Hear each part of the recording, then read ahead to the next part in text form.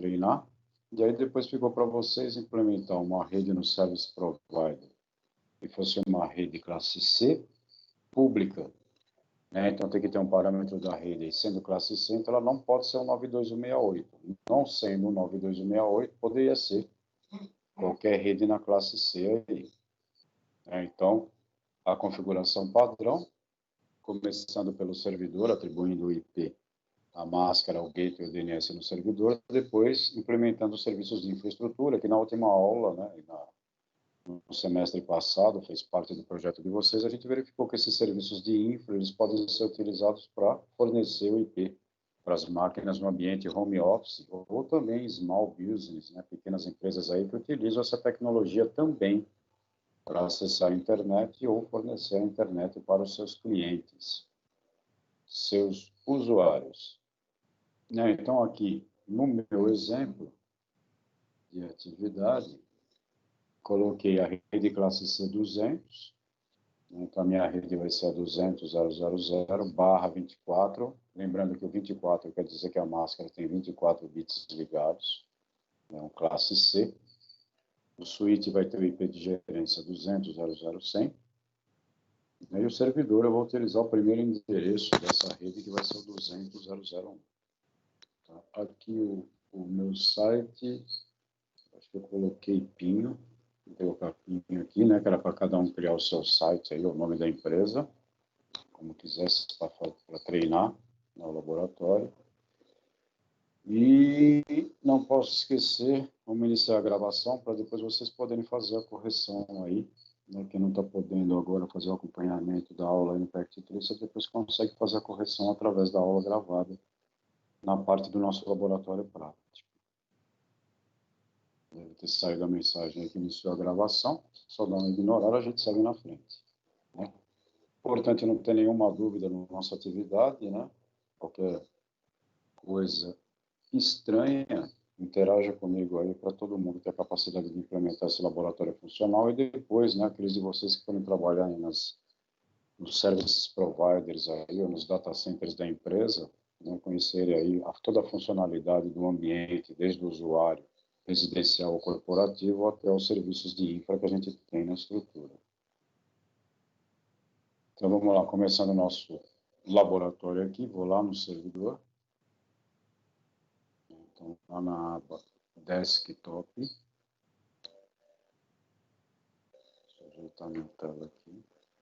Então, aqui na aba Desktop do servidor. Pessoal, quem estiver utilizando o celular, o smartphone,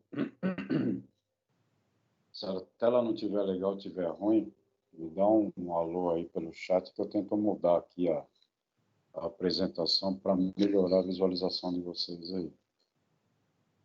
Então, estou aqui no servidor, aba Desktop, IP Configuration, e aí entra com os parâmetros de endereçamento. Então, aqui eu coloquei o primeiro endereço dessa rede, é o 200.0.0.1, primeiro host válido. A máscara, né, ele coloca para a gente. O gateway e o DNS. Oi, Felipe. No caso aqui, né, eu já estou com os parâmetros corretos, porque a minha rede vai ser a 200. Tá? Então, eu estou colocando aqui o IP 200.0.0.1.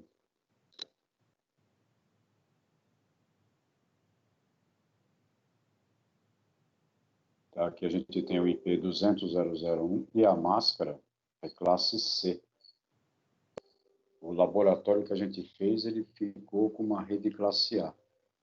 Tá? Esse foi o Lab 12. A nossa atividade de hoje é implementar a rede com o classe C. Beleza, Felipe? Vê se entendeu aí. Qualquer coisa, dá um alô para mim agora aí. Ok. Então, aqui tem o IP do servidor, 200.0.0.1, a máscara classe C, né? Então, da onde que saiu aquele /24? Porque se eu converter aqui para binário, eu vou ter 8, 16, 24 bits ligados na máscara. Aqui é o que tem o endereço do gateway, que será o roteador aí. Mais para frente a gente vai criar as conexões entre os services providers, né, entre os ISPs.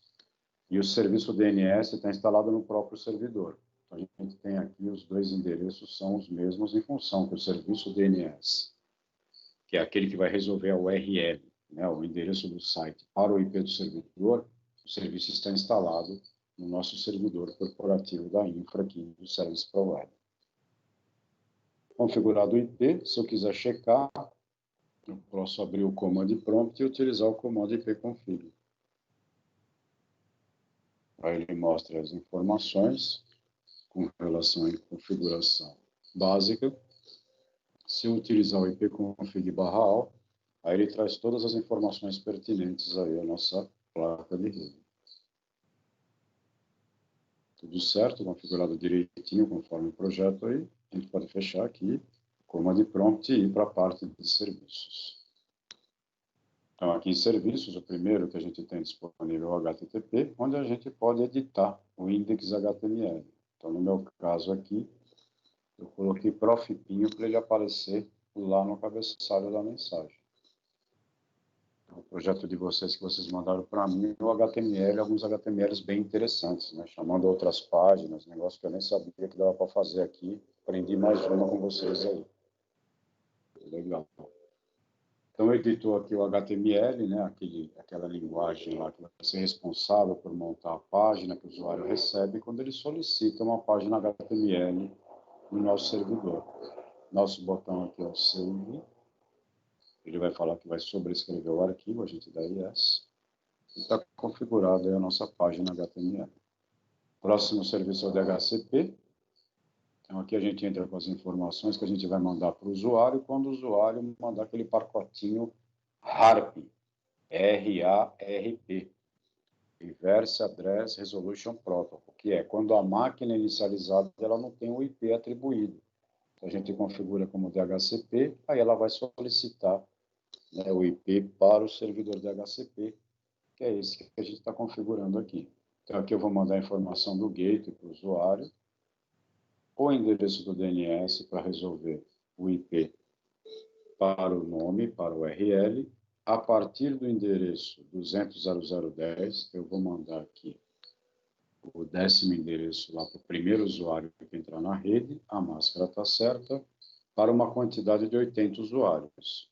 Tá, então, aqui dentro do projeto de vocês agora têm conhecimento para dimensionar conforme a necessidade, planejamento, quantos usuários a gente vai ter no nosso service provider. Isso pode ser alterado em função de uma projeção da quantidade de usuários que a gente vai ter.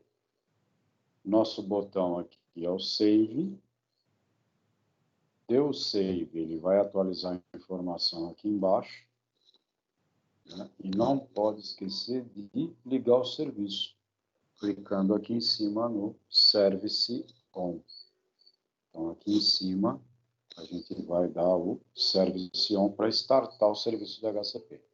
Em sistemas, servidores, Linux, Windows, Unix, é a mesma coisa. Você vai ter uma tela provavelmente parecida com essa aqui, né? Principalmente se for servidores Windows, e aí você starta o serviço. Lá no Linux, não sei se vocês já estão tendo essas disciplinas no curso de vocês, mas provavelmente vão ter. Lá a gente starta o serviço. Então, eu starto o serviço HCP, starto o serviço DNS. Eu posso fazer isso automatizado através de script também.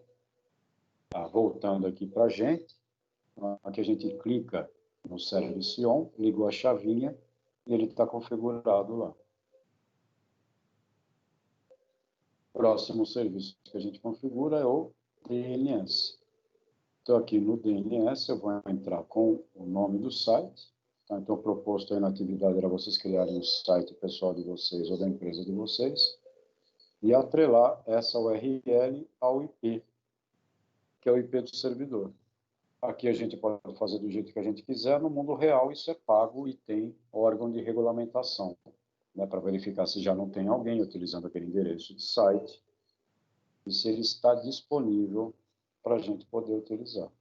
Então, a gente cria a entrada, nosso botão aqui é o ADD. Na hora que eu adicionei, ele vai mostrar a entrada ali embaixo para a gente. Da mesma forma que no DHCP, é necessário que a gente venha aqui em cima e starte o serviço através do ON. a chavinha ON para ligar o nosso serviço aí.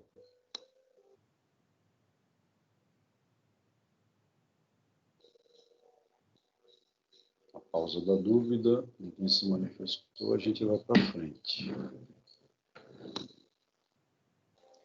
Servidor pronto, hora de testar nos nossos terminais. Então, aqui eu tenho um access point, relembrando, é aquele cara que opera na camada 2, e ele tem duas portas, a porta 0 e a porta 1. A porta 0 é a porta cabeada e a porta 1 é a antena. Função do access point, estender a infraestrutura que existe na rede cabeada para o usuário mobile, o usuário que está em mobilidade. Então, ele atua na camada 2. Ele é muito parecido com o switch. A diferença dele para o switch é que o switch tem várias portas cabeadas. O access point ele tem uma porta cabeada e uma porta que vai ser a nossa antena de rádio para fazer a conexão entre o 802.3 e o 802.11, que é a regulamentação da rede sem fio. Se tudo está certo, a gente vai no nosso smartphone, IP Configuration, vai selecionar aqui o DHCP, ele tem que ganhar o IP que a gente configurou aí, no caso 200.0010, normal. Então, o Access Point está convertendo aqui os sinais elétricos para as ondas eletromagnéticas. Aí a Cisco coloca esse desenho aqui, dos tracinhos, para simbolizar a conexão de rádio. Fechou? Se eu for no web browser, eu tenho que conseguir chegar lá no site do nosso servidor. Abrir a página HTML que foi configurada lá. Então, colocando aqui o endereço que vocês criaram, na hora que der go, o DNS tem que resolver esse nome para o IP e abrir o site que a gente configurou lá. Isso tanto no cabeado como no sem fio. Então, a mesma coisa está valendo aqui para o nosso computador que está ligado via cabo de rede. Na hora que a gente abrir o site, ele tem que conseguir chegar também, eu acho. Então, vamos testar para ver se está tudo certo. Abrir o site lá, então, o nosso ambiente de rede local do Service Provider está operacional.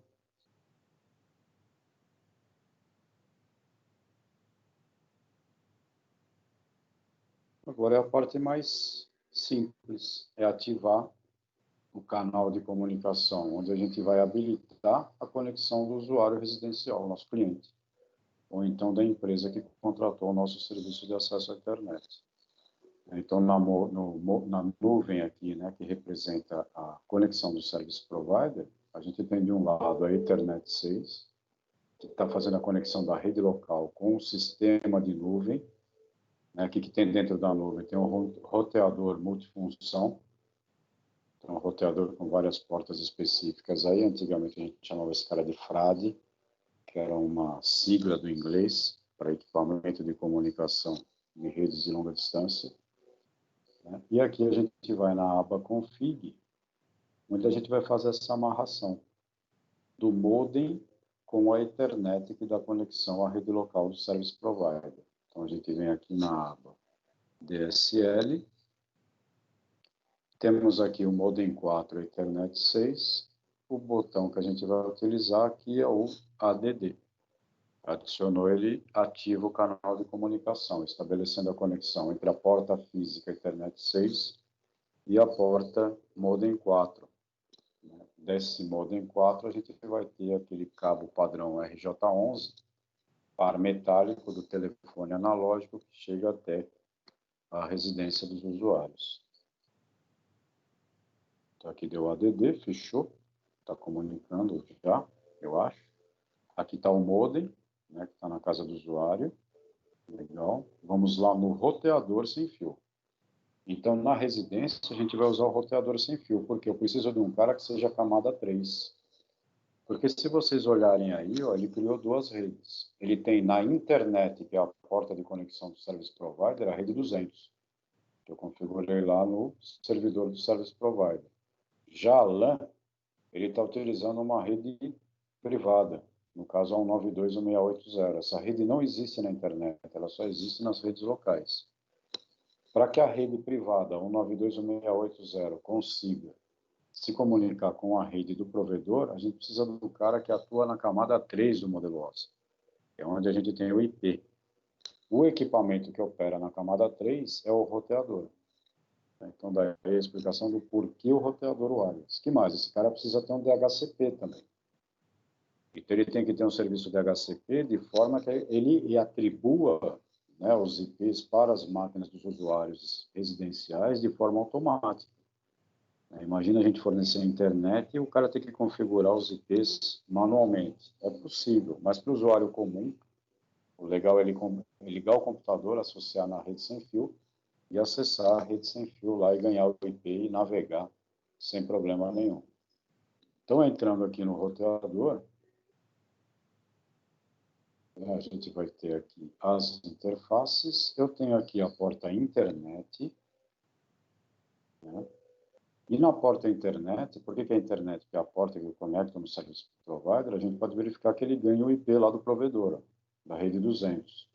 Através de um único IP do provedor, todas as máquinas locais vão conseguir acessar a internet, numa configuração que a gente vai ver um pouquinho mais para frente, que é conhecida como NAT, NAT, Network Address Translation. Então, ele pega os IPs 192.168.0 alguma coisa e converte na saída para 200.0012. Quem faz isso é o roteador. Então, aqui a gente tem a máscara, o gate e o DNS. Na porta LAN, a gente tem a rede 192.168.0.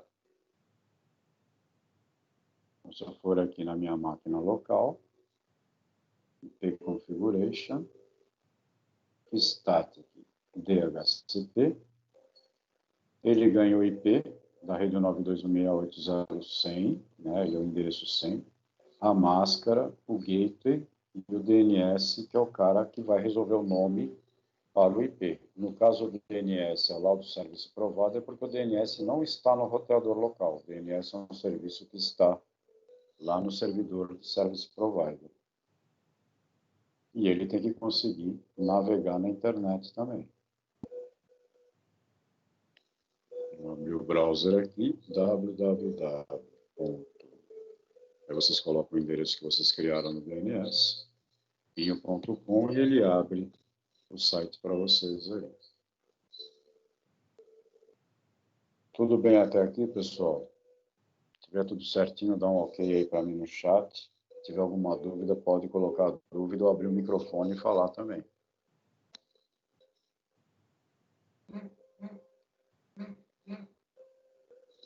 Beleza. Felipe, Guilherme, Murilo, Matheus, legal. Se não funcionou, pode ficar à vontade aí, pessoal, para colocar dúvida, ou então no final da aula tem aquele tempinho para a gente conversar aí também, né? O pessoal que está tranquilo vai dormir ou trabalhar, e a gente pode continuar aqui no troubleshoot diagnóstico. Beleza, pessoal? Vamos fazer um negócio, então, interessante, que é o seguinte. Então, imagina que eu estou aqui na residência e eu quero verificar a configuração que está no meu roteador sem fio. Então, vamos lá. Vou na minha máquina. Eu vou abrir o command prompt, IP config. Tranquilo, Rodrigo? Tá sossegado. Então, cliquei lá no command prompt, abri o meu command prompt e verifiquei que o meu default gateway, o endereço dele é o 92.168.0.1. Quem é esse cara? Esse cara é o meu roteador sem fio. Então, vamos fazer o seguinte, ó, simulando o mundo real. Vamos ver se funciona isso aqui. Vamos lá. Vou abrir o browser na minha máquina. E aqui no endereço eu vou colocar o IP do meu roteador, 192.168.0.1. O que vai acontecer? Ele vai abrir a tela de autenticação pedindo o usuário e a senha. Tá, mais ou menos parecido com aquele que a gente configurou Enable Secret lá, lembra, nos equipamentos de rede? É processo de segurança e autenticação para entrar no equipamento de rede. Aqui no Cisco Packet Tracer, pessoal, a senha, o username e a senha, deixa eu só confirmar se é isso mesmo. É admin com a senha admin. Beleza, entrou. Então aqui, ó, no Cisco Packet Tracer, user admin, password admin também. Para quem já está pensando em acessar o roteador aí da internet, calma, pessoal, vamos aqui no Cisco Packet Tracer, a gente mexe aqui e depois da aula vocês mexem no modem de vocês para não derrubar a conexão. Tranquilo? Então, vamos aqui por enquanto, que aqui não estraga nada. Então, lá no browser eu coloquei o IP do meu gateway e ele abriu a tela de configuração do meu roteador. Deixa eu melhorar um pouco a tela aqui. Tranquilo o processo aqui, pessoal? Então, a gente vai lá no Command Prompt, dá um ipconfig e abre a tela de configuração do nosso roteador. Deixa eu ver o meu aqui, se eu tenho acesso, porque hoje eu estou na empresa e aqui os caras, não sei o que aprontaram aí, que eu estava fora semana passada. Então, deixa eu ver aqui se eu ainda tenho acesso. ipconfig, aparentemente eu estou na conexão da Vivo, vamos ver se eu ainda tenho acesso lá. 92.168.15.1, beleza. Vamos abrir o meu browser aqui.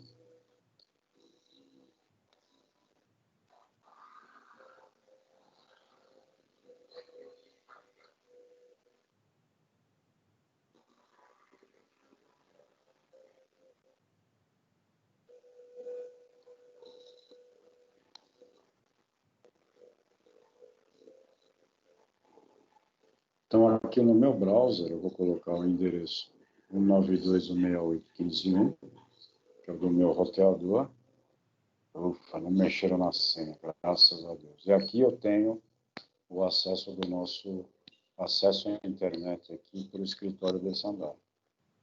Então, aqui a gente tem a parte de configurações, gerenciamento e o que a gente tem aí a nível de acessibilidade do equipamento. Tá, pessoal? Espera mais umas aulas, não mexo em nada por enquanto. Aí depois a gente conversa a respeito das configurações que vocês podem fazer para melhorar. Algumas características do nosso acesso aqui, só adiantando um pouquinho, ó, a gente tem 2 rádios no nosso equipamento. Então, eu tenho a rede banda base 2.4 GHz e 5 GHz, traduzindo. 802.11 são as duas. Aqui em cima a gente vai ter o padrão BGN, daqui a pouquinho na aula 3 eu falo para vocês. E o padrão 5 GHz, que a gente vai ter o padrão 802.11A e 802.11AC.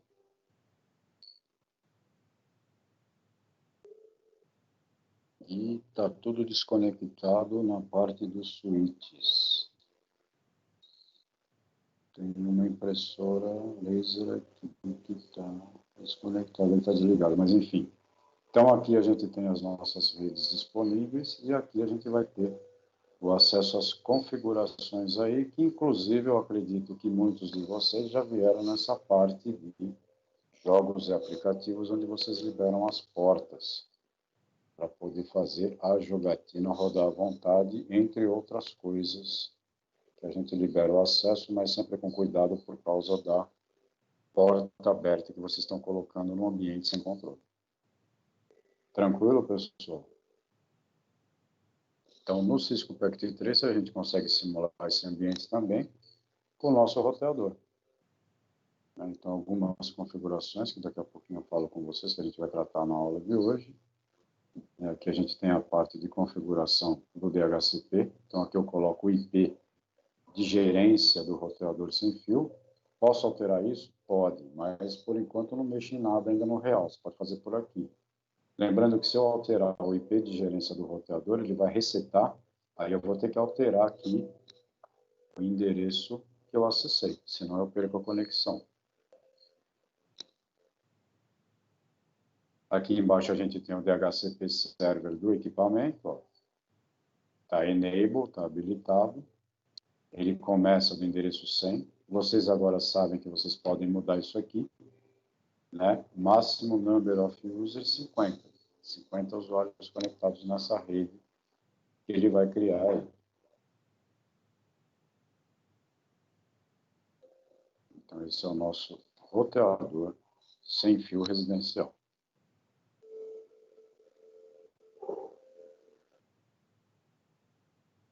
Beleza, pessoal? Essa foi a atividade 12. Deixa eu só parar a gravação para depois não ficar tudo misturado junto com lá, o laboratório de hoje. Enquanto isso, se alguém tiver alguma dúvida, alguma questão, só colocar aí. Daqui a pouquinho esse laboratório está disponível para vocês também.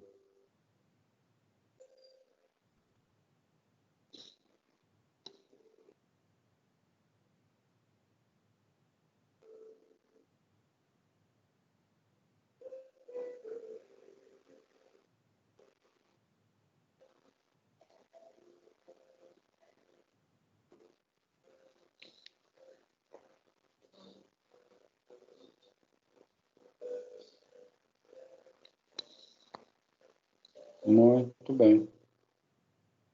Então, se ninguém tiver dúvida, a gente vai na sequência. Nós estamos na aula 13, ela está disponível no portal da FIAP para vocês aí. Vocês podem acompanhar comigo aqui, vou abrir o arquivo PDF com vocês aí. Então, a nossa rede, né, ela, na verdade, é uma sequência de subcanais dentro de um canal maior. E aí a gente vai ter que entender como é que isso funciona para poder colocar as redes funcionando da maneira correta. Para isso, a gente precisa entender a distribuição dos canais que ocorre na nossa rede sem fio. Então, aqui nós temos, do grupo 802.11, né, padrão B e G. O B e o G vão ser as letras que vão especificar o tipo de modulação utilizada e, dependendo do tipo de modulação, a gente vai ter as velocidades. Então, mais para frente, tem uma tabelinha que vai falar que o B é uma rede que vai até 11 megabits por segundo e o G é uma rede que vai até 54 megabits por segundo. Elas são compatíveis? Sim. O B e o G são compatíveis porque utilizam a mesma frequência banda base de 2.4 GHz. Então, se eu tenho um equipamento que opera 802.11b e G, qualquer cliente que tenha o rádio na banda base 2.4 GHz consegue se conectar nessa rede. Falando sobre os canais, aqui está, né, a representação dos 11 canais do padrão FCC, que eu comentei com vocês na última aula, que é o do Federal Communication Commission, lá dos Estados Unidos, que a gente segue aqui no Brasil através da Anatel, que é a nossa Agência Nacional de Telecomunicações, subsidiária do Ministério das Comunicações, o Minicom. Então, a gente segue o padrão FCC americano na utilização da nossa rede sem fio. Notem que nós temos 11 canais aí, né? Maravilhoso, então dá para criar bastante rede, né? Compartilhando o mesmo ambiente de propagação. Na verdade, não. Porque se a gente observar aqui a disposição dos canais, então a gente tem a banda base de 2.400 kHz, ou 2,4 GHz. O primeiro canal ele está na frequência de 2,401 kHz até 2.423 kHz. O canal 2 que vem na sequência, ele começa em 2.406 e vai até 2.428. Qual que é o problema que a gente vai ter aqui? Que eles estão sobrepostos. O que tem? O que tem que o dado que está no canal 1, ele gera interferência no canal 2. E o dado que está no canal 2 gera interferência no canal 1. É como se eu tivesse duas emissoras de TV transmitindo sua programação em canais que se sobrepõem. Então, uma gera interferência na outra. Um efeito comum que alguns de vocês devem conhecer é quando você passa ouvindo música e tem uma rádio pirata na FM. Você estava ouvindo um som ou ouvindo notícia, alguma coisa lá, e na hora que você entra em determinada área, aparece uma rádio naquela frequência, e aí você fica com duas programações, né? Um cara falando uma coisa e de repente você ouvindo o som. Tá, mas por que fizeram um negócio desse jeito? Porque, infelizmente, isso aqui é mais uma tecnologia que a gente utiliza da área militar, e essa tecnologia, ela utiliza uma transmissão que é baseada no espalhamento espectral, que é o DSSS. Então, essa tecnologia, no campo de batalha, quando as tropas iam se comunicar através do rádio de comunicação, para que o inimigo não conseguisse interceptar a mensagem, ele, de tempos em tempos, transmitia a informação cada hora num canal. Para isso, você tinha um relógio de sincronismo entre os rádios para que houvesse a comunicação de voz nas tropas em campo, né, e o inimigo não conseguisse interceptar a mensagem. Isso no uso militar. No uso comercial, a gente vai reaproveitar essa solução, só que aqui a gente vai ter a fixação do canal de comunicação.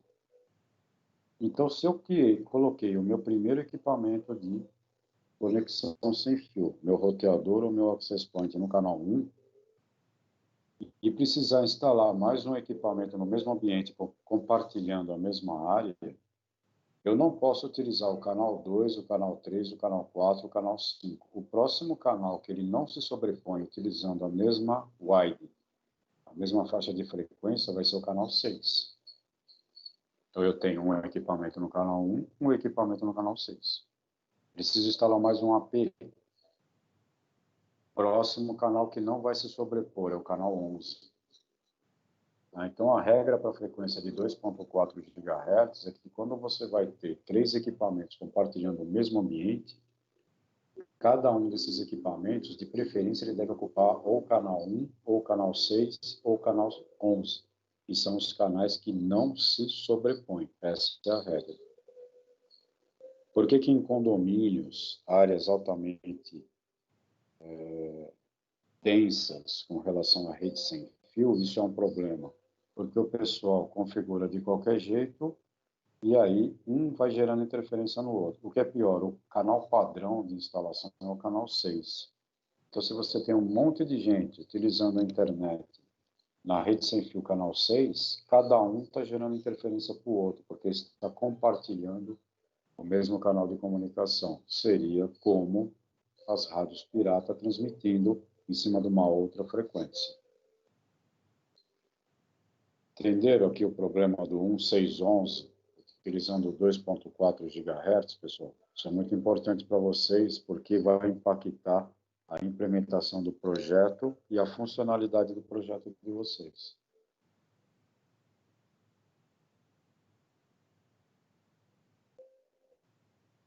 Mas como é que eu vou verificar isso?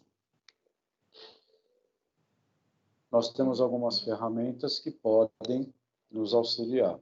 Deixa eu mostrar uma para vocês aqui que é free, e ela dá para instalar no smartphone de vocês aí. Deixa eu mudar o compartilhamento aqui. Só um minuto. Esperar atualizar a tela. Atualizou. Então, aqui a gente tem o Wi-Fi Analyzer, analisador de redes Wi-Fi.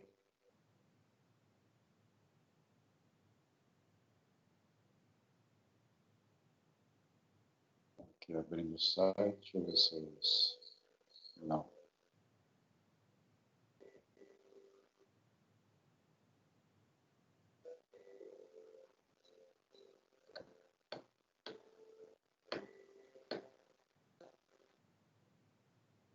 Então, temos aqui o Wi-Fi Analyzer. Ele é um app que você vai instalar no seu smartphone. E ele é interessante porque ele vai fazer um teste do ambiente que a gente chama de Site Survey.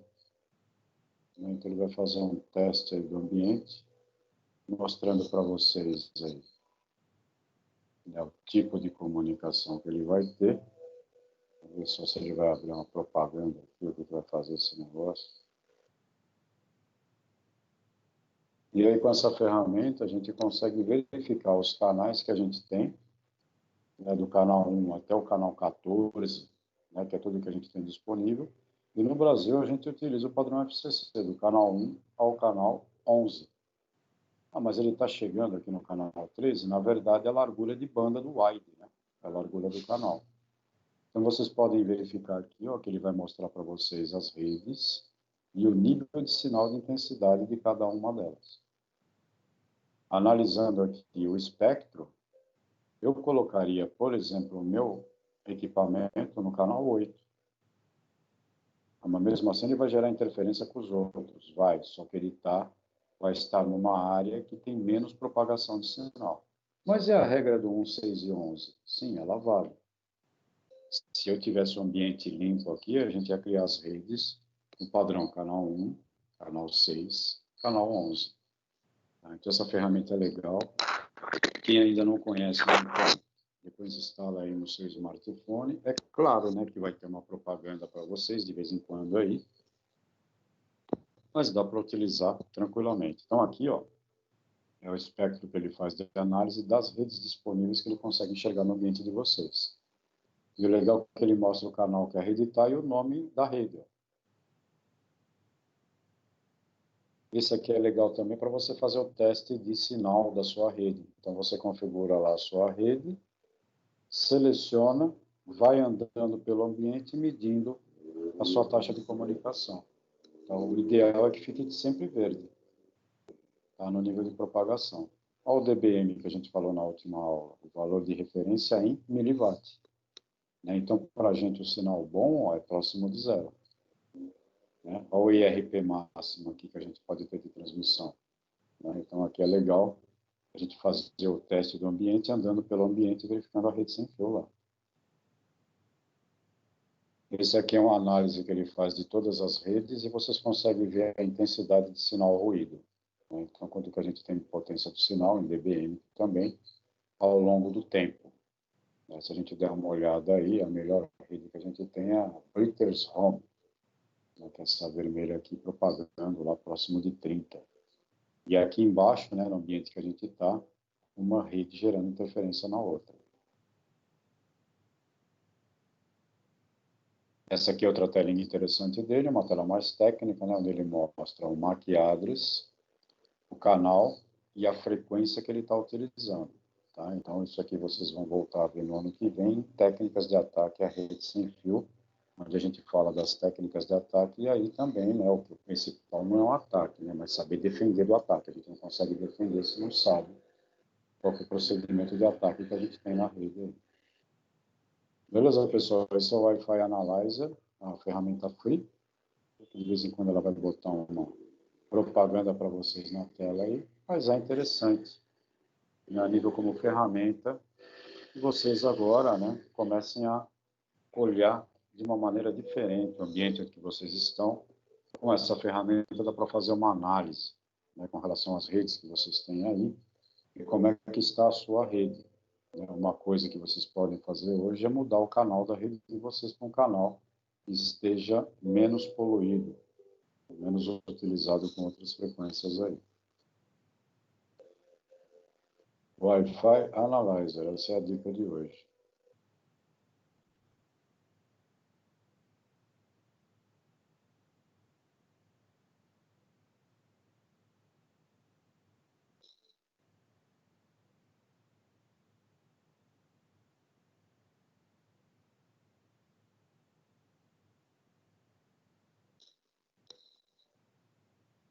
Beleza? Ninguém falou nada, vamos na sequência então. Se a gente falar dos espectros de frequência, né, desde extremamente baixo, canal de áudio, propagação de voz, né, som, ambiente, até lá no topo, raio-x, a gente vai ter a nosso espectro de frequência, 2.4 GHz e 5 GHz, ali na parte do ultra high, né, que são as nossas frequências de comunicação aí. As frequências um pouco mais baixas, né, o Bluetooth, entre outras soluções de comunicação que a gente tem. Então, as nossas redes padrão Wi-Fi estão aqui. Banda 2.4 GHz, regulamentado no padrão 802.11, variação BGN. E aqui, banda base 5 GHz, a do momento, 802.11, padrão A e padrão AC. É a rede mais nova com maior capacidade que a gente tem de comunicação hoje.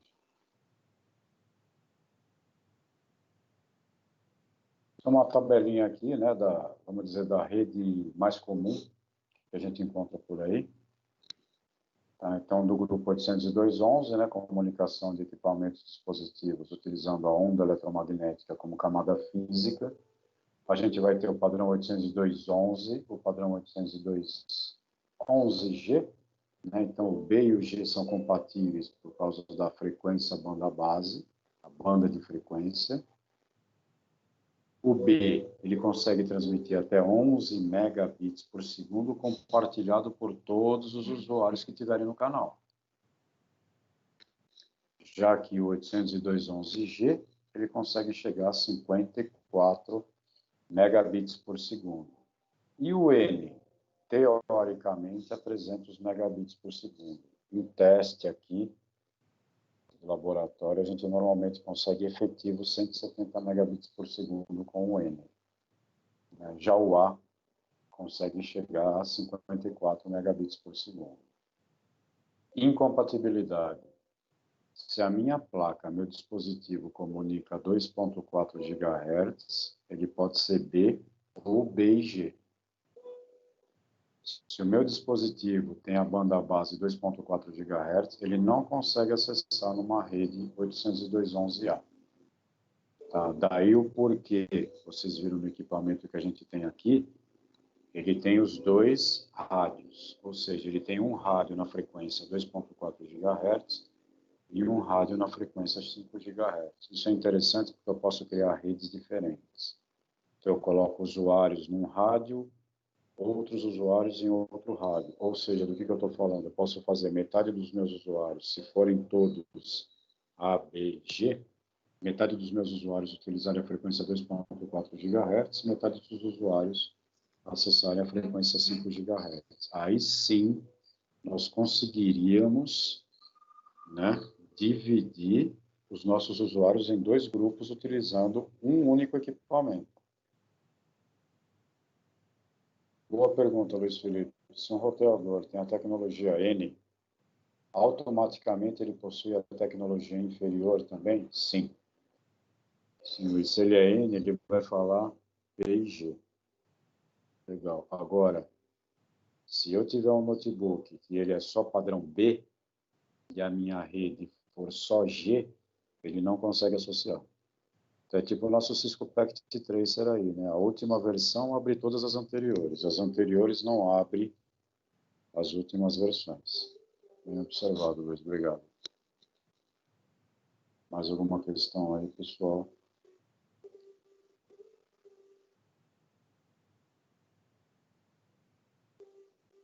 Ah, precisa decorar isso, vai cair na prova? Não, pessoal, mas precisa lembrar que tem isso na aula, porque é metodologia de projeto, né? Para entender o que acontece aí entre os padrões.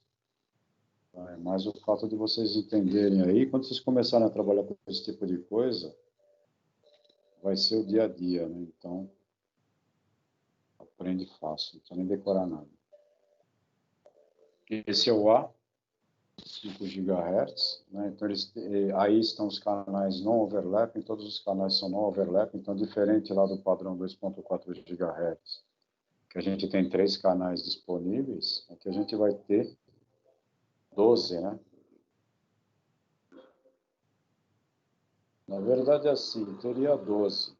Da regulamentação da Anatel Brasil, e a gente tem Uni 1, Uni 2, Uni 3. O Uni 2 tem 2 canais que a gente não pode utilizar, que é de uso restrito da Marinha.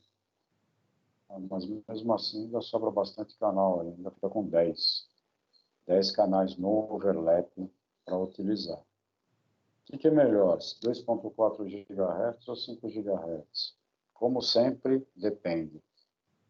O nosso 2.4 GHz, ele tem 3 canais no overlap, um 6 e 11. Só que como a frequência é 2.4 GHz, e eu não posso aumentar a potência do rádio, como eu informei para vocês na última aula, que é o IRP, para a gente não fritar o cérebro das pessoas no ambiente, né, porque isso aqui é micro-onda, o 2.4 GHz, em função da frequência, o comprimento de onda, utilizando aquela potência máxima que a gente pode ter de 4 watts, ele tem uma área de propagação maior.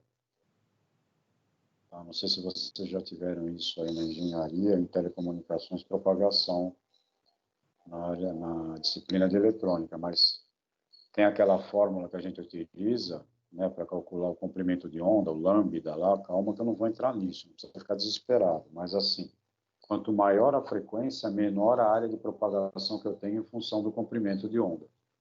Então, a minha bolha gerada pelo 2.4 GHz, na potência máxima de 4 watts, ela sempre vai ser maior que a bolha do canal wireless que a gente vai criar utilizando uma rede 5 GHz.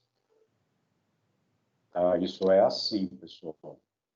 Então, é comum o cliente vem me reclamar, vocês colocaram a rede aí, quando eu estou no padrão B e G, ou no N, eu consigo chegar lá na portaria e eu conecto na rede aqui da empresa. Quando eu estou no A ou no AC, eu não consigo chegar na portaria, o canal cai antes. Por quê? Porque a propagação dos 5 GHz, a área de cobertura é menor que no 2.4 GHz. Tá? Depois, quem se interessar, manda uma mensagem para mim, aí a gente pode ver aí as fórmulas, apesar que tudo isso é fácil de calcular hoje em função do comprimento de onda. Beleza? Então, interessante é como os equipamentos são agora. Né? Eu tenho 2.4 GHz, tenho 5 GHz. E aí a gente tem uma miscelânea de padrões para implementar. B, G, N, A, C. Né? Os notebooks, smartphones, os tablets mais novos, eles vêm também com dual radio. Alguns casos, a maioria agora está vindo só com o A e o AC.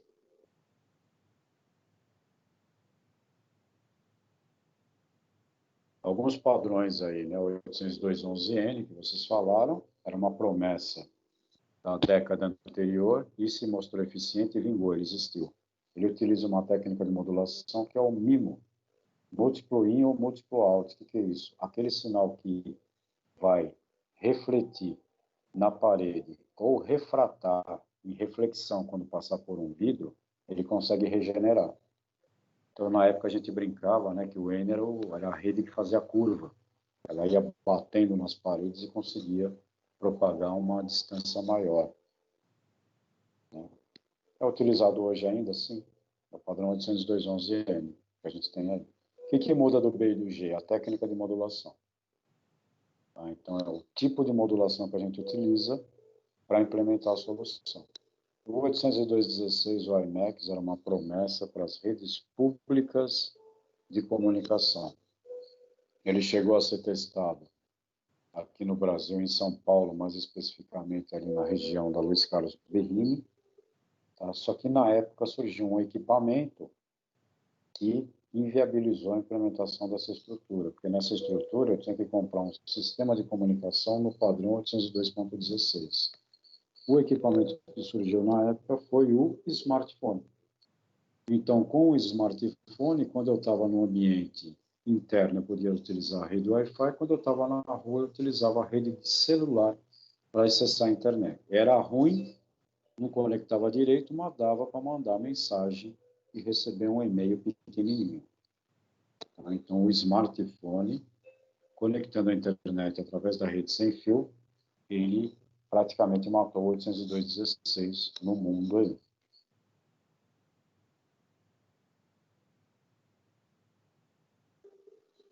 Área de cobertura. Né? Então, isso aqui é importante também, porque quando eu estou próximo ao transmissor, o access point, o roteador, o sinal é maravilhoso, então eu vou pegar o máximo de velocidade. Então, aqui é o padrão B. Ó. O padrão B ele chega a 11 megabits por segundo, que é o máximo. Eu estou embaixo da antena, consigo modular 11 MB. Vou saindo de perto, ele vai modular 5.5. Foi mais longe, 2 MB. Está lá no limiar, né, onde o sinal consegue chegar, mas não está legal. Ele chega a 1 megabit por segundo. Então, isso aqui eu consigo verificar através do Wi-Fi Analyzer. Eu conecto na minha rede, saio andando pelo ambiente e verificando a propagação que a gente tem. Né? Com isso, vocês podem, de repente, reposicionar o equipamento de vocês, mudar ele de lugar ou mexer nas antenas aí, para verificar se melhora o sinal. Se fosse o padrão G ou A, o máximo que a gente ia ter de velocidade seria 54 megabits por segundo. Então, máximo 54, depois 22, 11, 5.5, 2 e ponto 1. O que é essa diferença de velocidade que a gente tem aqui? A técnica de modulação que ele está utilizando. Né? Então, o melhor que a gente tem, que vai dar os 54 megabits por segundo, é o OFDM, que é o Orthogonal Frequency Delay Multiplexer, um negócio assim, que é uma técnica de modulação mais apurada. Só que o que acontece? Conforme eu vou me afastando, ele vai simplificando a modulação para que eu tenha uma menor taxa de dados, mas eu consiga me conectar na estrutura. Tá? Então, como é onda eletromagnética, a gente garante o mínimo padrão dentro daquela metodologia DSSS que eu falei para vocês, para que haja essa conexão dos usuários na rede sem fio.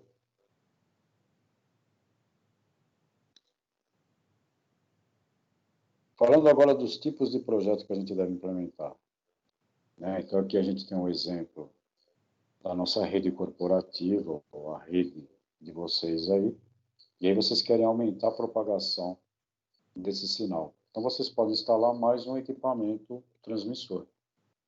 No caso aqui, a gente tem o canal 1 no Access Point, canal 6 no outro Access Point. Agora, vocês sabem por que a gente tem o 1 e o 6 aí.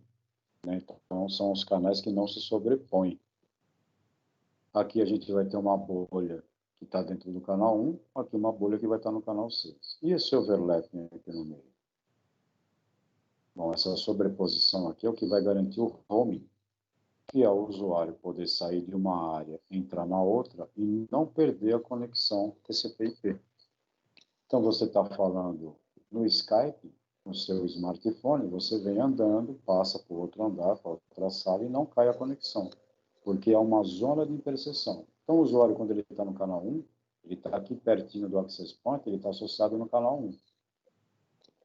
Se ele começar a andar e vir aqui em direção a outra área do canal 6, ele vai, em um determinado momento, estar associado nos dois canais.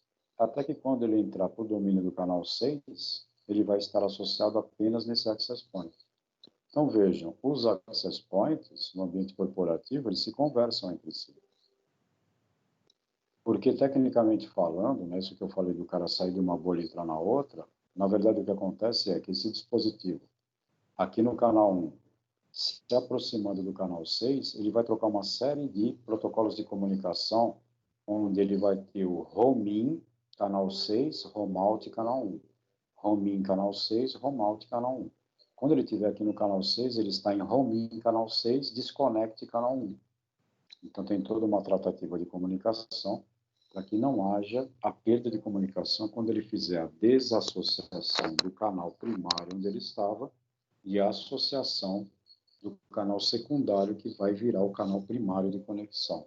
Então, é importante ter esse overlap. A recomendação de projeto é para que a gente tenha um overlap no mínimo de 10 a 15% para dados. Para voz e imagem, esse overlap deve ser de 50%. Então, precisa aumentar a quantidade de access points instalados no ambiente. Se for só para conectar a internet, e-mail, acessar o browser, em dados comuns, interseção overlap de 10 a 15%. Se for voz, imagem, videoconferência, interseção de 50% na topologia de rede. Quero melhorar a propagação, vou colocar mais um access point aqui. Então, eu já tenho uma bolha no canal 1, uma bolha no canal 6. A próxima que eu vou implementar é o canal 11. Tá? Dentro da propagação, aqui em cima eu poderia criar o canal 11 sem problema nenhum. Aqui embaixo também poderia colocar o canal 11. Como eles não vão interceder entre si, não tem problema de interferência.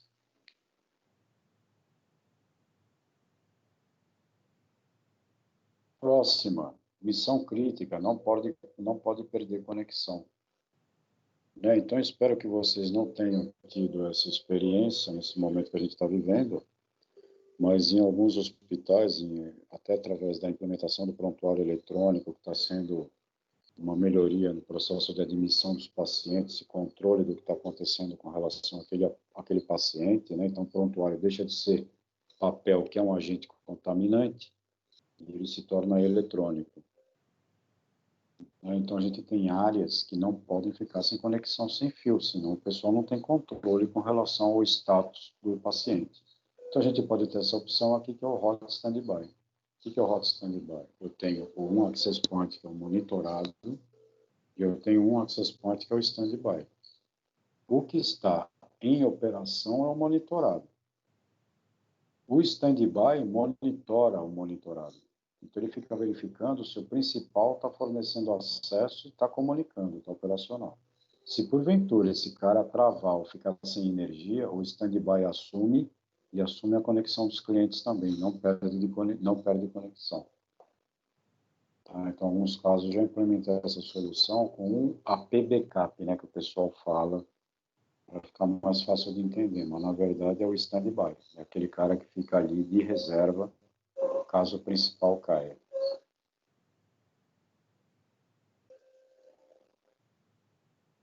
Outra solução legal, tá, é o repeater. Eu sei que vocês estão recebendo mensagem aí de repetidor milagroso, né, para não só repetir como melhora a performance da rede, mas enfim, vamos lá. O que é o repeater? Eu tenho aqui a minha conexão, né, então chegou aqui o meu ISP, mandou para mim a minha conexão. Eu tenho um equipamento aqui para fazer a função de criar a rede sem fio, e eu tenho uma área que eu não tenho como passar o cabo até lá, o cabo de rede. Mas eu precisava ter cobertura sem fio aqui também. Então, o que a gente vai fazer? A gente vai colocar mais um access point naquela área que eu preciso ter a propagação, e aí esse cara vai criar a bolha lá. Se vocês observarem aqui, o que eu fiz? Imagina que essa aqui é a sala do apartamento e aqui é o seu quarto. Se eu colocar o repetidor fora da bolha principal, ele não vai ter o que repetir, porque ele não tem o canal principal. Então, como é que funciona o repetidor? Para quem comprou a caixinha aí, pensa nisso hoje, né, se ela não funcionou. Você traz o equipamento repetidor para dentro da área de cobertura do seu canal principal. O que vai acontecer? Ele vai pegar a bolha do principal e aí ele consegue fazer a repetição do canal. Então, o repetidor ele tem que estar na área de propagação do access point principal, senão não rola. Ele não vai fazer mágica. Se eu colocar o cara aqui, ele não vai conseguir pegar o sinal do principal e propagar. Tá? Então, normalmente, quem comprou a anteninha e não consegue fazer funcionar é porque ela não está na área de cobertura do principal. Tenta colocar ele mais próximo lá do seu AP, que aí fica melhor a rede aí. Tá? E não é aquela lenda lá que é Xing-Ling, Xixoxen, que não funciona. É simplesmente remanejar para próximo do seu access point aí. Tá? No corporativo, normalmente a gente vai utilizar como repetidor o mesmo equipamento do principal, tá? Para ele garantir aí os processos de comunicação entre as duas caixas para associar os usuários. Se a gente observar aqui, ó, tanto a bolha principal como a secundária que está sendo repetida estão no mesmo canal, tem que estar. Aí a gente consegue ter a repetição do sinal e um aumento de cobertura. Dependendo do fabricante, eu posso ter até 3 APs. O principal, o primeiro repetidor e o segundo repetidor. Vai precisar ver o manual do equipamento para verificar a quantidade máxima de equipamento que a gente pode ter na repetição, que na verdade é a regeneração do sinal original de rede sem fio.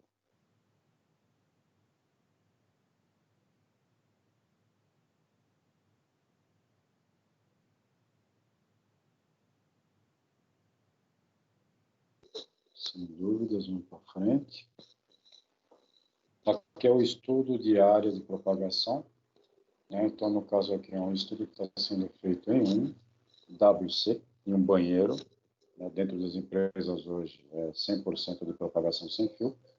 Então, como é que funciona isso aqui? É posicionado o equipamento sem fio e aí faz o estudo de propagação do sinal no ambiente. Ah, não ficou legal, aqui ficou ruim. Reposiciona o equipamento. Faz o teste de novo até que a gente tenha aí 100% de cobertura no ambiente. O nome que a gente dá a esse processo é conhecido como Site Survey, estudo do ambiente para implementação de infraestrutura de comunicação, tanto no cabeado como no sem fio. Então, o ideal é que você tenha a planta do ambiente, né, a planta baixa, e aí depois você vai pontuando aqui o nível de sinal que você consegue medir. Tá? Com o Wi-Fi Analyzer você consegue fazer esse estudo aí. É claro que a nível corporativo a gente tem ferramenta que consegue comunicar com o próprio CAD. Eu abro a planta na ferramenta, coloco os equipamentos e ele faz um estudo e uma projeção da onde seria o melhor local de instalação. Mas assim, pessoal, da minha experiência, se não fizer o real, o teórico nunca funciona com exatidão. Então, o teórico ele vai dar um posicionamento teórico do equipamento, depois você vai lá e mede o real. e faz o ajuste aí do melhor lugar para instalar o equipamento sem fio. Aqui é o estudo do site server. Esse aqui é o exemplo do sistema da Cisco para fazer a medição de sinal na placa da Cisco. Então ele vai mudar, aí você vai andando com o dispositivo, né? Ele consegue conversar com o software que faz o site survey, e a medição que ele vai colocando aqui, ele vai pontuando na planta, né? Então ele vai fazendo as marcações aqui de qual foi o nível de sinal que ele mediu. Isso é legal para fazer documentação, mas com o Wi-Fi Analyzer eu consigo fazer também. Então, vai dar um pouquinho de trabalho, você pega a planta e vai pontuando aqui o sinal quando achar melhor posição para instalar o seu equipamento. Então aqui ele vai dar o decibel, que é o valor que ele mede, porcentagem, e o do Cisco é legal porque ele dá a velocidade que está comunicando naquele ponto. Ele fala para mim que naquele local está 11 megabits por segundo com 10 dB. Conforme eu vou me afastando, o sinal vai caindo, e aí ele baixa aqui a velocidade para 1 megabit por segundo, que é o mínimo que a gente vai ter de comunicação utilizando as redes Wi-Fi.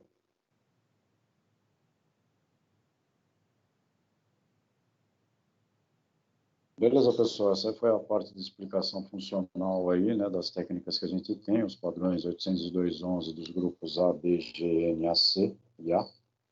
E agora a gente precisa falar um pouquinho sobre segurança, né? Porque a rede sem fio, ela não respeita parede, portaria, porta, portão, nem muito menos segurança. Ela não vai parar só porque ali tem um muro.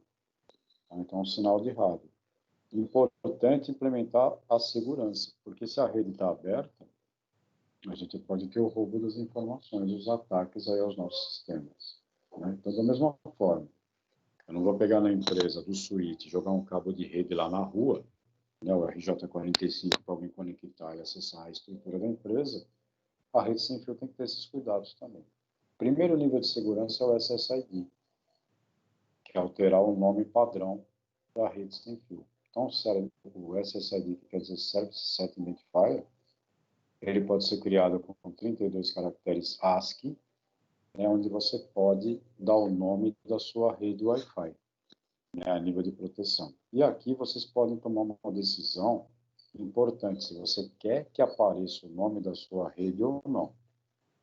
Então, só um minutinho para eu mudar meu compartilhamento aqui de novo. Então,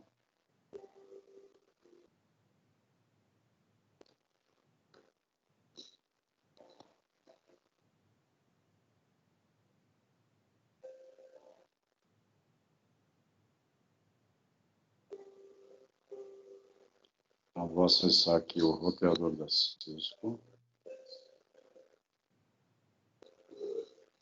92.68.0.1. Admin.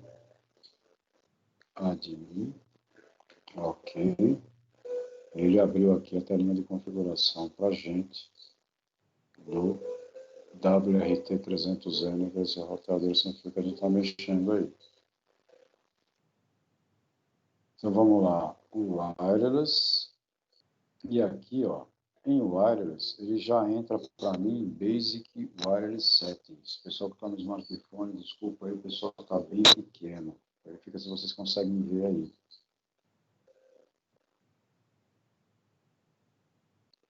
Aumenta o tamanho da letra.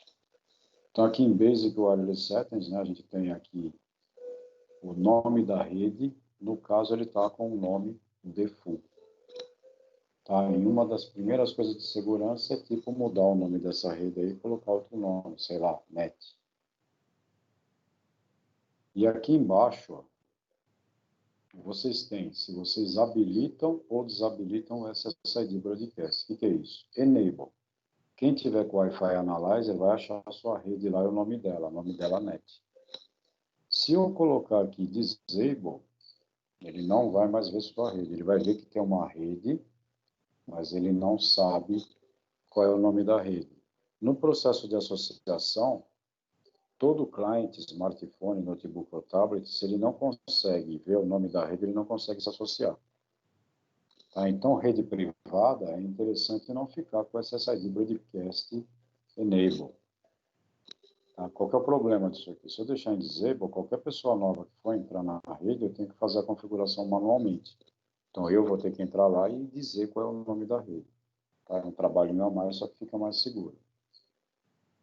Então, aqui a gente tem o nome da rede, rádio band, né? A frequência da largura de banda que ele vai utilizar, o pessoal recomenda para deixar em automático. Né? E se eu deixar em automático, ele não vai permitir eu aqui abrir o Auto Channel. E aqui, pessoal, nesse equipamento, Network Mode, eu tenho as possibilidades de dizer o seguinte: olha, eu só quero a minha rede G, eu só quero a minha rede B, eu só quero a minha rede N. Se eu fizer isso aqui, o que vai acontecer? Aquela pergunta que vocês fizeram aí. Se eu tiver com uma rede apenas G, todo dispositivo que for B não consegue comunicar. Então, isso aqui pode ser uma maneira de restringir o acesso também.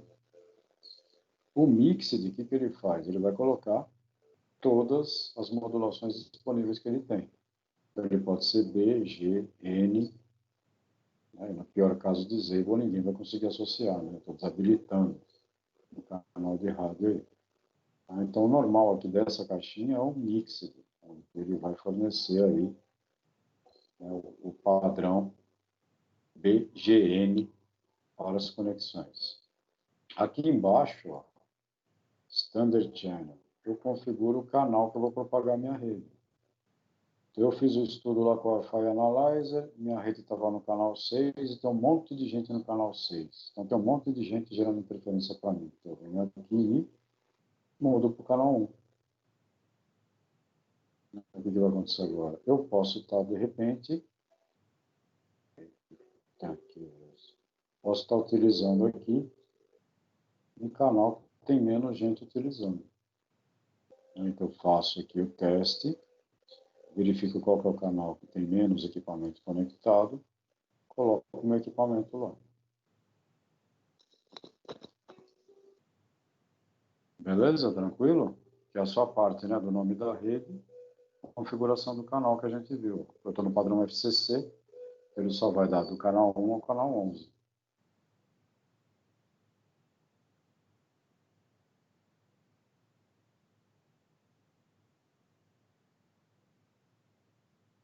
Voltando para o PowerPoint. Né, então, essa parte aqui, né, da definição do SSID, e se você vai propagar ou não, né, habilitando o broadcast ou não. Outra possibilidade de segurança é eu fixar o MAC address. Então, assim como na placa cabeada, a nossa placa sem fio, ela tem um MAC address também para comunicação, né, que é o endereço físico que está lá na camada 2. Assim como os switches, né, vão associar o MAC address do dispositivo à porta, que a gente vai ter o access point associando aquele MAC address na rede sem fio. Então, eu posso criar a restrição ou a permissão. Vamos voltar lá no PACT 3, aí fica mais fácil de ver como é que isso funciona.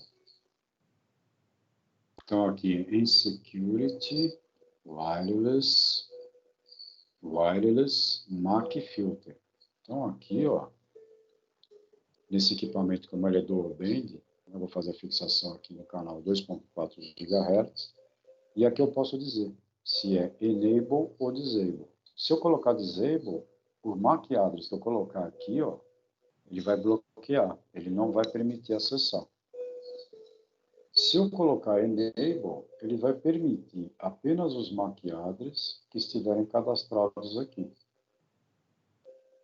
Então, essa é a regra. Ele pode ter um filtro de MAC address. Nessa caixinha eu posso ter 50 regras. Cada regra para um dispositivo. Né? E aí a gente vai botar aqui, ó, Prevent ou Permite. Se eu estou com o Prevent, prevenindo, o MAC address que está cadastrado aqui, eu não permito fazer parte da rede. Se eu colocar Permite, aí ele vai permitir os MAC address que eu coloquei aqui. Então, uma técnica de segurança, você pode deixar ele aprender os MAC address das estações, depois você vem aqui e trava, coloca o filtro, permite apenas os MAC address que ele aprendeu e dá o enable para ele habilitar o filtro. Ok, pessoal, alguma dúvida? tem um problema isso aqui. Qualquer dispositivo novo, ou dispositivo que seja substituído, você vai ter que vir aqui e recadastrar novamente, senão o cara não acessa a rede nunca mais. Então, só essa consideração, mas é possível fazer um filtro baseado em MAC address também.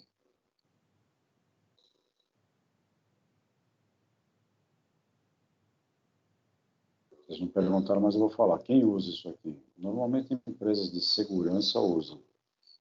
Tá? Então eles controlam já na camada 2 quais dispositivos fisicamente podem ou não ter acesso a algumas redes que são restritas aí de CFTV, monitoração, né, que fica pegando imagem e tal, um negócio que fica mais restrito. E mais? Essa aqui é a primeira política de segurança que a gente tem, que é a chave web. É o mínimo que tem que ter. É uma chave de baixa segurança. Tá? Então, ela vai implementar um algoritmo de criptografia lá na camada de apresentação, que é onde a gente converte o dado em bits. E ela pode utilizar um algoritmo de 40, também conhecido como 64, ou de 128 bits. Lembrando que quanto mais bits eu tenho no algoritmo de criptografia, mais lento fica o processo de comunicação. Então, o erro que eu cometi há uns anos atrás foi quando a gente foi implementar a rede lá no CD da CIA, e eu, preocupado com segurança, botei uma chave de 128 bits. Como eles utilizavam coletores de dados para fazer inventário das roupas que iam para as lojas, né, o coletor de dados era um cara que tinha baixa capacidade de processamento. Então, com a chave de 128 bits, ele praticamente travava, não funcionava. A gente teve que fazer o downgrade para uma chave menor para que ele tivesse segurança e conseguisse se autenticar. Aqui a gente vai ter o algoritmo RC4 para implementar a encriptografia dos dados, né? Isso a gente vai estudar no ano que vem, mais a fundo. E o problema desse tipo de segurança web é que a chave passa no processo de associação. Então, se tiver alguém que conseguiu acesso à estrutura e está capturando os dados, ele vai ver a chave passando no processo de autenticação. Né? Mas é o mínimo necessário. Tá? O problema é que tem ferramentas que a gente baixa na internet aí, e você coloca para rodar lá na rede que tem o app, e depois de um tempo, dependendo da capacidade de processamento do equipamento, ele consegue quebrar a chave. Tá? Como eu falei, é o mínimo que a gente tem que ter numa rede sem fio, uma chave web. Então, aqui no nosso equipamento, lá em Wireless Security, a gente vem aqui Security Mode, e aí a gente pode habilitar o tipo de autenticação que a gente quer na nossa rede. No caso aqui, está selecionado o app, você seleciona se você quer 40 ou 128, né? E aí, no caso, você tem que gerar 10 algarismos em hexa. Então, ele pode acessar de 1 a 0. Essa vai ser a chave web que a gente vai cadastrar no Access Point e nos usuários depois para fazer a autenticação. Eu save settings aqui, aí ele faz a autenticação da chave web agora para os usuários. Se eu for aqui no meu ambiente, o smartphone caiu fora, porque agora a gente configurou uma chave web de autenticação. Então agora eu tenho que vir aqui no smartphone, lá no wireless, configurar uma chave web, o valor da chave web, aí sim ele vai conseguir associar no nosso equipamento de configuração aqui o WRT.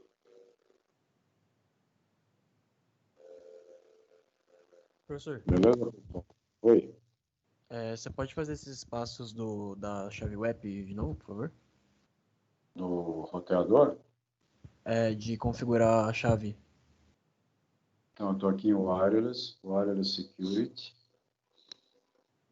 Aí eu vim aqui em Security Mode e selecionei o app. Aí ele vai abrir essa tela aqui embaixo. Na primeira chave web, eu configurei uma chave fácil aí. de 1 a 0. 1, 2, 3, 4, 5, 6, 7, 8, 9, 0. E lá embaixo, a gente tem o Save Settings, onde ele vai salvar a configuração. Só clicar e ele atualiza aí.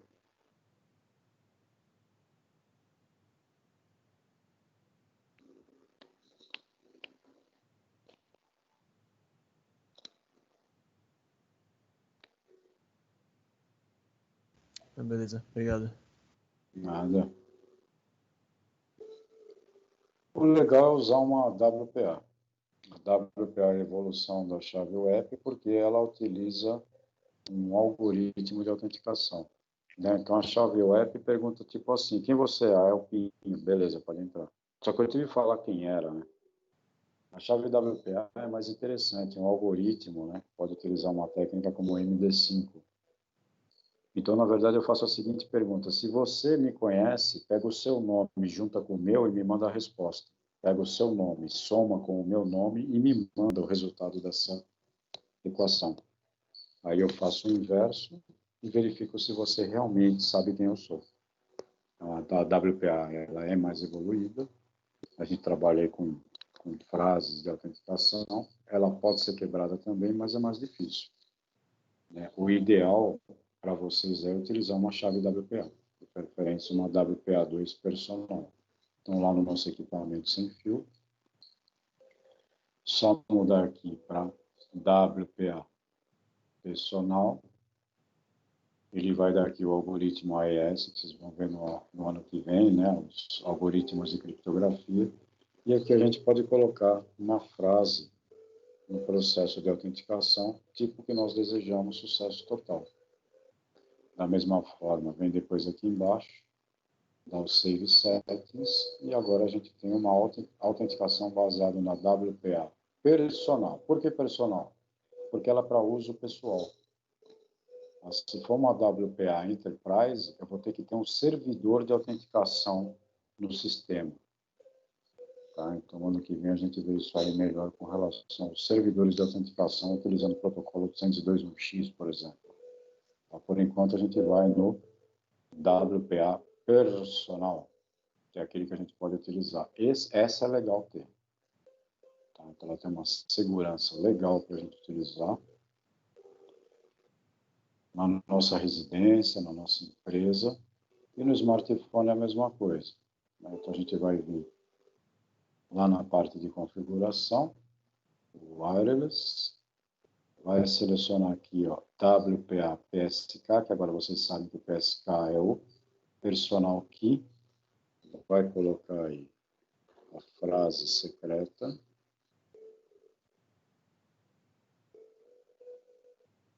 e é só fechar, e aí ele está configurado agora conectando com WPA.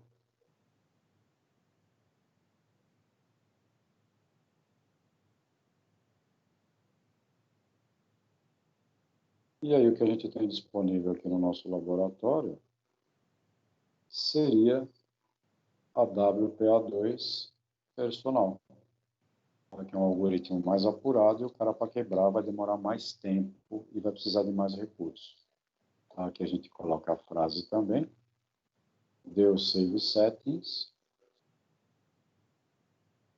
vai lá no seu equipamento e faz a autenticação dele, utilizando agora a WPA2 Personal Key. Também vai estabelecer a comunicação. Então, o critério aí vocês devem utilizar a nível de proteger o sistema de vocês, lembrando que quanto mais complexa é a solução de criptografia de dados, mais processamento demanda do recurso. Você está com o seu notebook aí poderoso, Core i7, 32 GB de memória, show. Agora o smartphone é um cara um pouquinho mais limitado para a gente ficar colocando aí técnicas de criptografia mais apuradas, né, que vão demandar mais processamento dos equipamentos, como vocês viram lá em arquitetura com a professora Patrícia, né, se eu não me engano.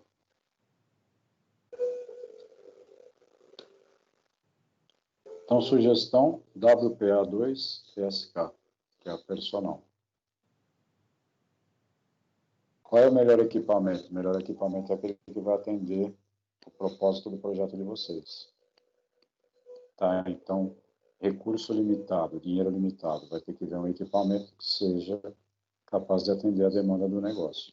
Mas lembrando que nem sempre o mais caro é o mais seguro. Tá? Na verdade, pessoal, para vocês, o mais seguro depende de quem está configurando o equipamento. Tá? Uma pessoa que não conhece o que a gente viu aqui na aula, implementa um equipamento caro da Cisco, não configura a nível de segurança, não muda o nome da rede, não faz as configurações devidas, né? Então a gente vai ter um equipamento subutilizado aí com alto custo, muita tecnologia agregada que não está, infelizmente, sendo utilizada. Então é identificar os equipamentos que a gente tem, aqui a linha Cisco corporativa, o equipamento lá, o HC3C, né, antigo Tricom, e aqui 2 equipamentos Sorro, a gente pode utilizar em casa ou pequenos negócios. Tanto o Linksys, né, que agora é Cisco, a marca Linksys foi agregada ao Cisco, né, eles não querem mais ter 2 marcas dentro da mesma empresa, o D-Link, né, e as outras marcas aí que vocês conhecem, Netgear, entre outros. Tá? Então, o equipamento é uma variedade muito grande, aí o legal é sempre abrir a especificação técnica e fazer lá o teste do inglês e dar uma lida no manual. Aqui pode ser uma possibilidade para aquele equipamento que precisa colocar na rede, mas ele não tem interface wireless, né? Então a gente tem aí o padrão USB, né, que são placas de conexão via USB, micro USB, mini USB, além de outros dispositivos que a gente pode estar instalando, né? Tem um servidor antigo, ele não tem comunicação sem fio, a rede agora vai ser sem fio, instala uma placa de comunicação sem fio lá, e aí ele vira um dispositivo conectado na rede 802.11 também. Outras possibilidades, né, que a gente comentou na última aula, que são as antenas, que a gente pode estar ligando externamente ao nosso ambiente aí. Então, aqui a gente tem algumas antenas aí, né, que a gente trabalha em alguns projetos. Essa aqui é uma PET direcional, ela fica na parede, é legal para auditório, lá no palco, ela vai propagar a rede para frente, né, então ela tem uma propagação legal de 180 graus. Essa aqui também é uma antena 180 graus, normalmente ela fica no forro, apontando para baixo em ambientes de grande altura. Essa é uma omnidirecional, bastão, né, e às vezes ela ficava pendurada, né, no forro, o pessoal não gosta mais de utilizar porque fica um negócio esquisito aparecendo lá. E essa aqui é uma antena direcional, para utilizar naquela topologia de ligação entre prédios. Na verdade, a antena está aqui dentro. Ela propaga como se fosse um laser de ângulo estreito, né? Então ela tem grandes distâncias de propagação. Lá em Florianópolis, a gente tem uma empresa que liga com a outra com uma antena dessa aqui, através ali do canal de Florianópolis. Do lado da ponte Ercílio Cruz.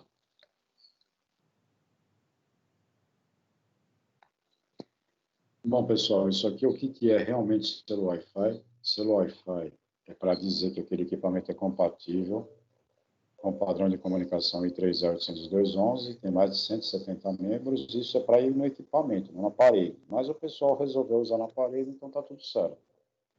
Tá? Então isso aqui quer dizer que aquele equipamento que você está comprando, ele está homologado, ele vai funcionar numa rede sem problema. No grupo 802.11, todos eles, A, B, G, N e AC.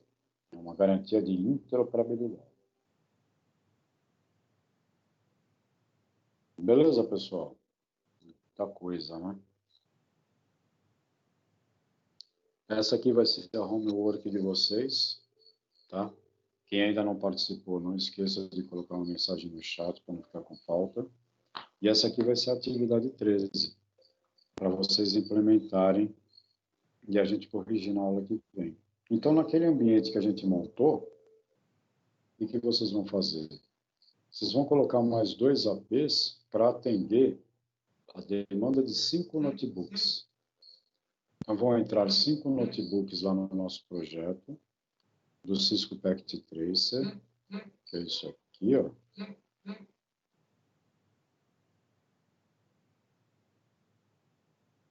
Tá Vou entrar aqui mais 5 notebooks no nosso ambiente corporativo. E a missão de vocês, fazer com que esses caras se conectem em mais 2 access points. São esses caras aqui, o APPT. E essa conexão, ela deve ser balanceada. Não pode todo mundo conectar só num access point. Então, vocês têm que fazer a distribuição da carga, como está feito aí no slide para vocês.